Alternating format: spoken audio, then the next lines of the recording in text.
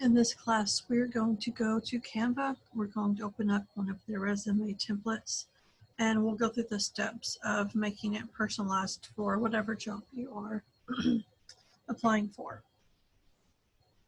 So this is canva.com. I'm already logged in.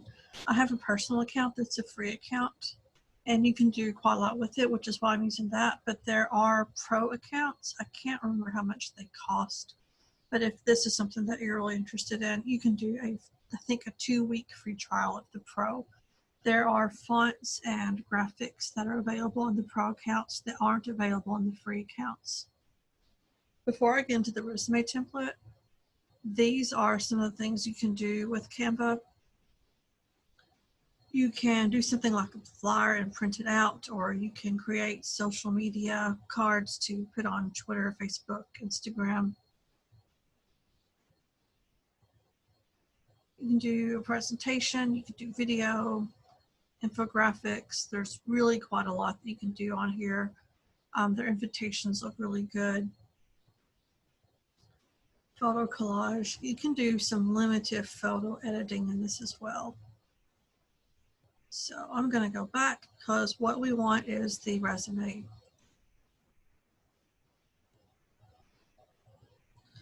So right off the bat, you have here just a big blank rectangle. You can start with that and add what you want.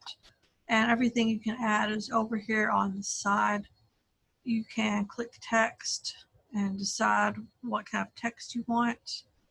Elements are all kinds of things like little graphics and shapes and frames. Stickers, you probably don't want an ice cream sticker on your resume, but it's there as an option. A chart could look good. You could have a photo on there. You could put a photograph of yourself on. But we're going to look at the templates because in a template, a lot of the work is already done.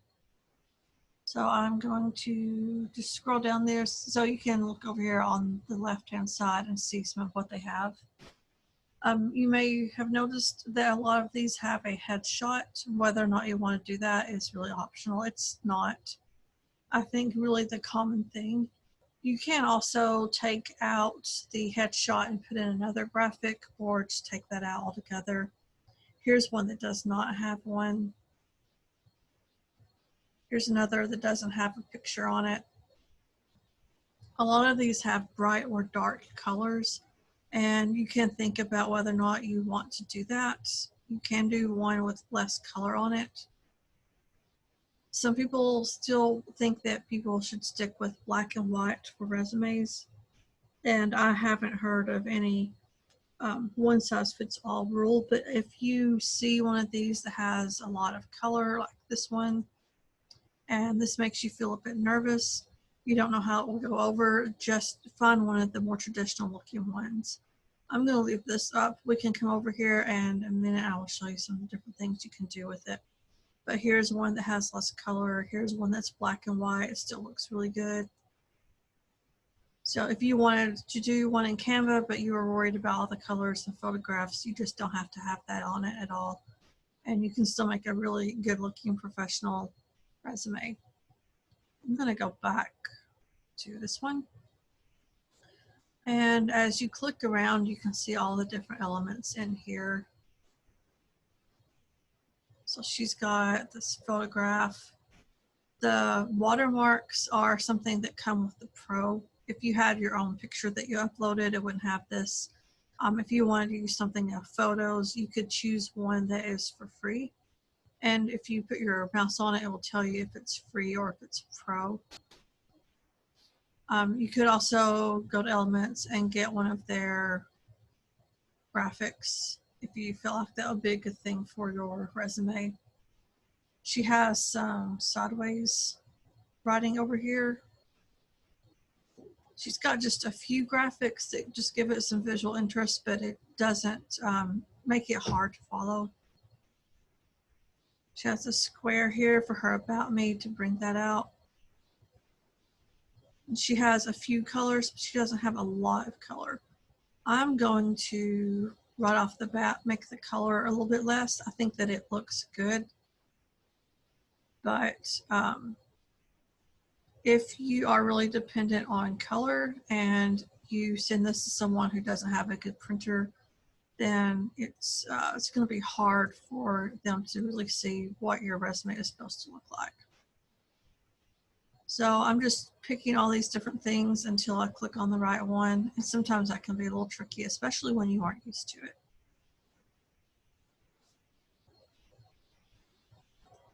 You want to be careful about your white print. If they print this out and the background color isn't good, then your white font won't look good. So I'm going to go through and I'm going to make some of the writing black. Oh, I just said the wrong thing. Now I need to go and make this background lighter. Sorry, sometimes it takes a few clicks to get the thing that you want.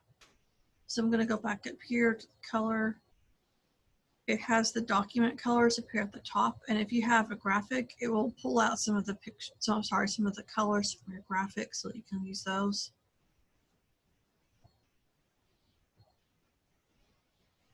I'm going to make this writing black.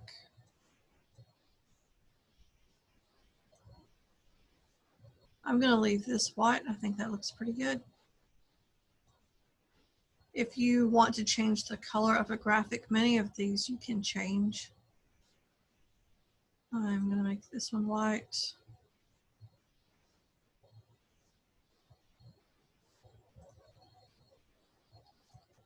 This is two that are looped together, I think. This is one that is pulled off the side to make it a different shape, but it is just a circle. You can do this to squares and triangles and things like that as well.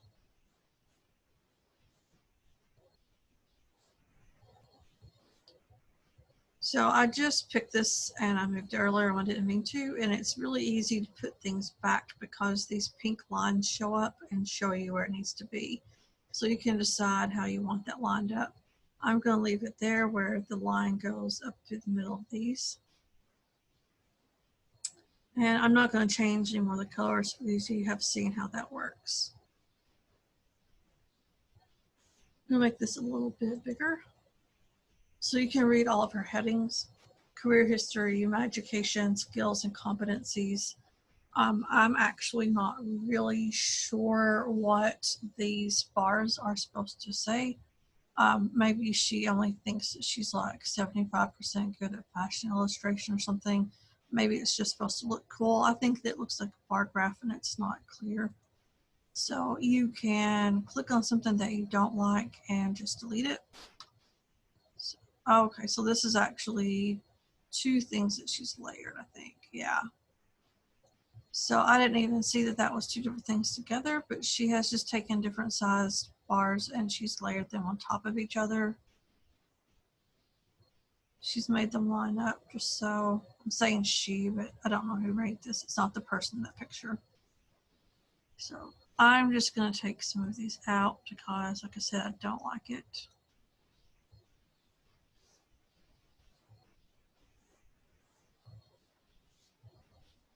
If you were using this template, you would go through the whole thing and you would click on every heading and you would just type over what you wanted it to be. So she's got the name of the company and the dates there. That's pretty standard. You want to put in all that information on your resume.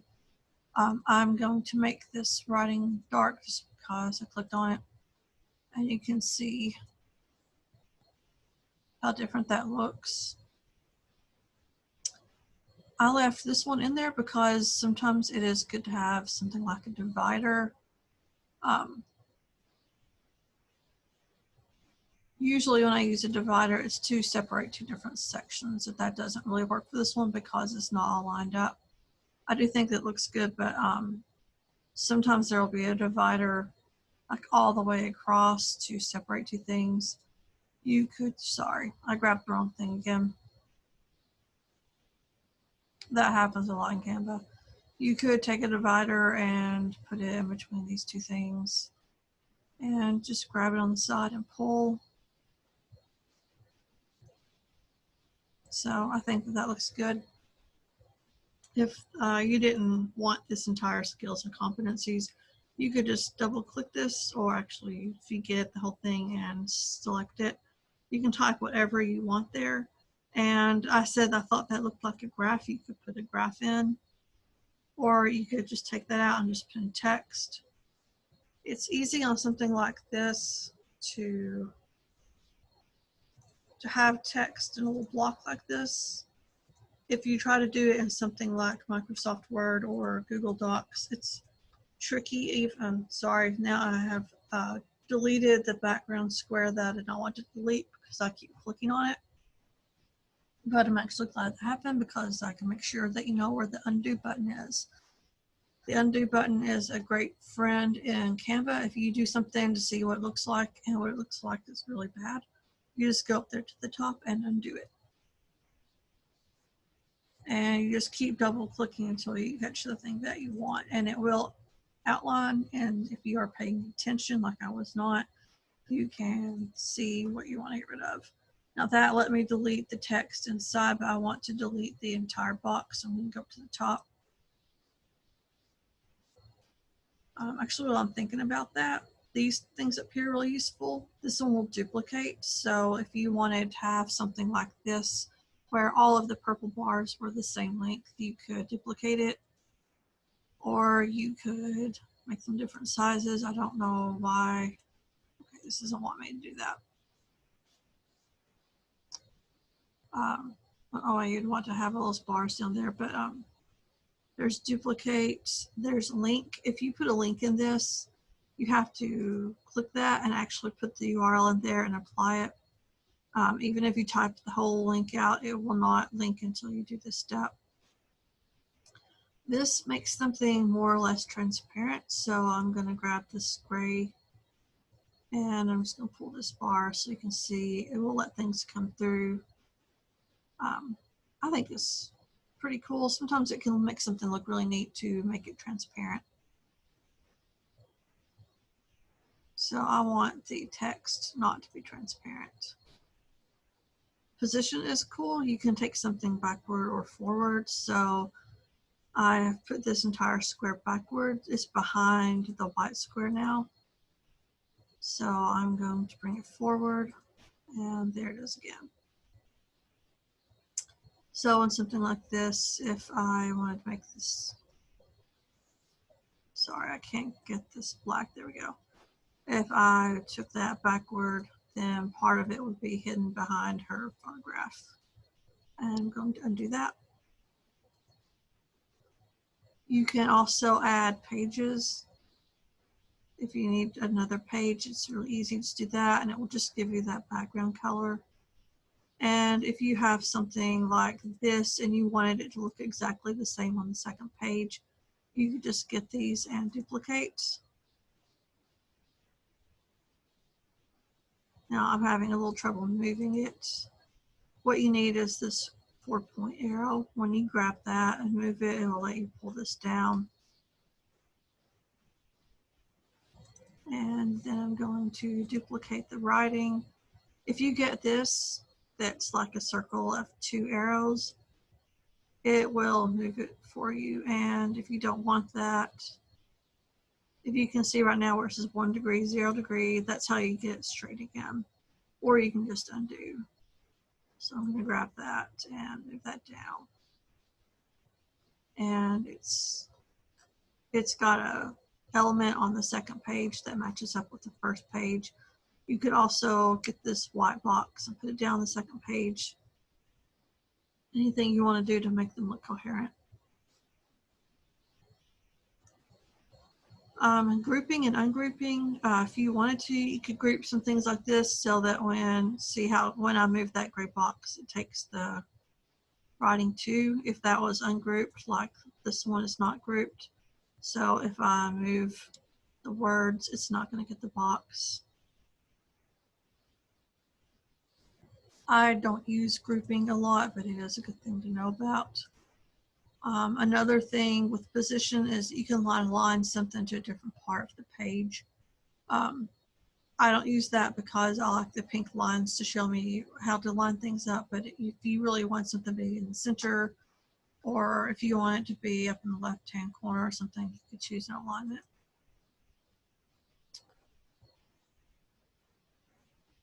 So that is pretty much it. When you do something like a second page, you need some more writing.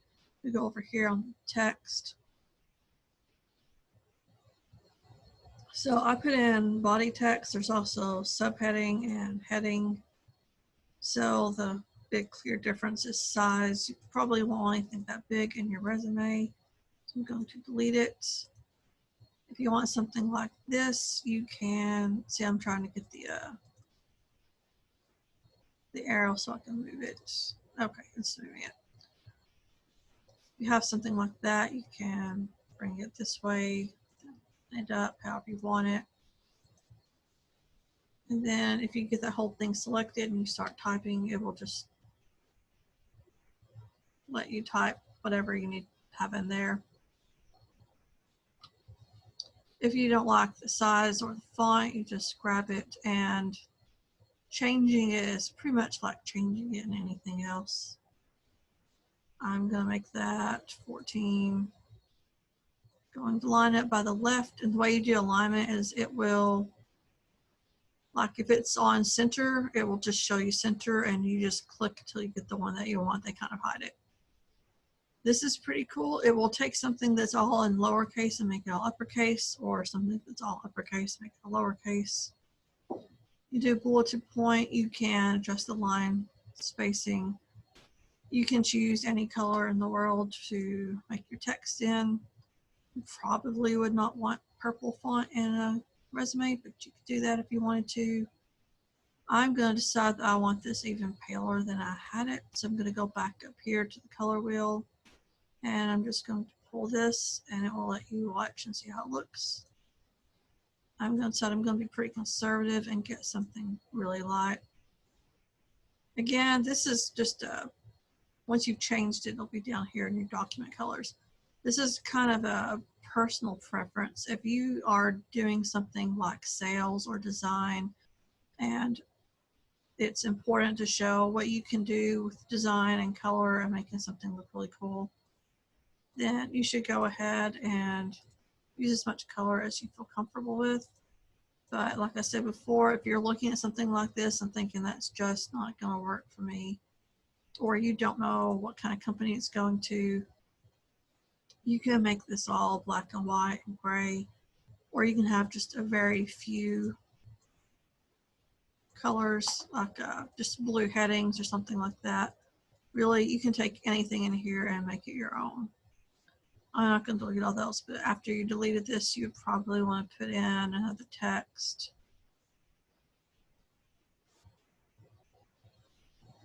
I made 2, so I'm going to delete 1. You would pull that down here, bring it in on the side. Then when you start typing, it will just fill it. If you have a big space down here and you needed to put something in it, you could get an element and just scroll down to something that you think looks good for what you're doing. Like if they had a mountain that was kind of like the logo of the company that you're going to, you could grab that and put it down here. And you can look at the colors and you can change the colors. It doesn't work in absolutely every graphic. Some of them you can't change, but sometimes you can make it match what you're doing. So we're going to go back to the home page. And if I can get this to scroll, it will put your designs down here at the bottom. And these two that I'm hovering my mouse over, these are 2 different versions of one resume. This is the template. It's really pale writing on a dark background. And I don't think that's a good idea because, like I said before, if they print it, you don't know what that's going to look like. When I did a resume, I made it pretty pale, so if the background color didn't work, it didn't change the way it looked. This is one that's blue and cream.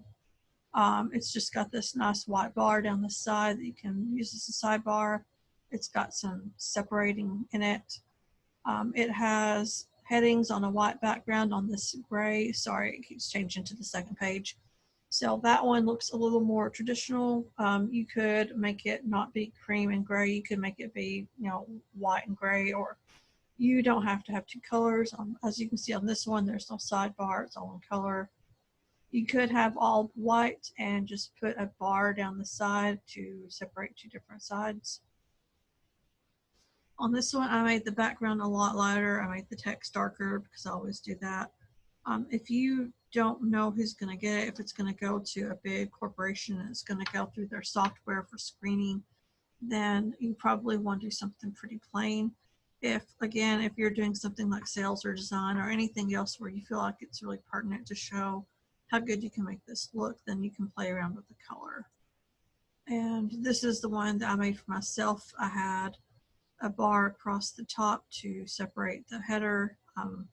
I had a sidebar. I made the colors really pale, so if they printed it out in black and white, it would still look okay. I used almost all black text. I just made my name and color. I used a few graphics in it. I didn't put a lot of pictures in. I didn't know how that would go over, but it can make a really good looking resume for you. It looks a little bit difficult. There are a lot of settings and it takes a little time to get used to it. When I did it, I was coming off of the flu and I was about half conscious. It took me about 3 days to do my resume. But if you practice with it, you will really get better at it. And I think that Canva is actually quite a lot of fun. So again, you can do this on canva.com. You can do it with a free trial, or not even a trial. You can do it with a free account. And if you want to do the pro account, you can do a free trial of that. So the last thing I have is my contact information. If you watch this on YouTube and you want to contact me for a question, you can send me an email address. So you can send me email at the first address. The second address is my Gmail. I don't check it as often, but it's available, and there's my phone extension. If you watch this online before August 2nd, you can take this survey. The first one is for a grant that we're doing. And the second one is a drawing for a free professional resume review. There's an HR company in particular that's going to review some resumes for us. If you do that survey, it's something like 4 questions. It's your name, your contact information, and if you are over 21 or under 21, so that I know which drawing to put you in. It would take like 30 seconds.